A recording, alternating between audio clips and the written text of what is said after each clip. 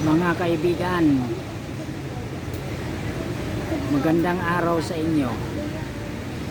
Saan man kayo naroroon ngayon.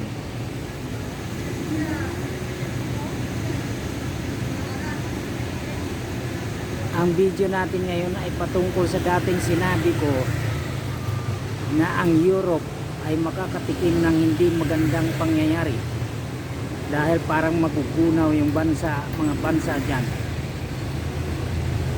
Maraming laso ng tatama sa kanila dyan.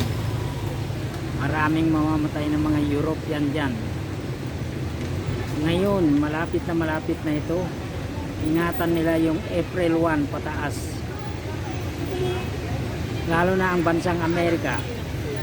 Grabe, tiyak tatamaan talaga ng matinding problema.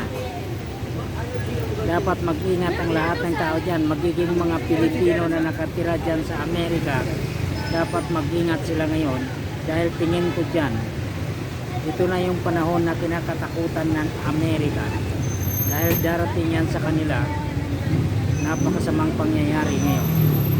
Yung bansang, ulitin ko sa inyo, na i-video na natin ito noon mga nakaraang panahon na yon, na ang bansang Amerika ay magiging bansa ng mga yagip, na ang Europe ay pupwedeng itinuturing natin na magunaw dito sa panahon ngayon, lalo na magsimula sa April 1. Yan po yun.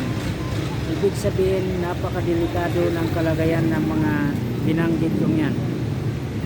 Mas delikado talaga yung bansang Amerika. Kaya natatamaan sila ng matinding lason sa hangin.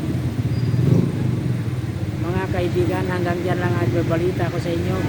Sana i-subscribe sa ninyo ang ating munting channel. O mga kaibigan, sa susunod ibabalita ko pa sa inyo ang mas matinding nakikita ko. Maraming salamat sa inyo. Sana i-subscribe naman ninyo ang ating munting channel. Love you. Bye bye.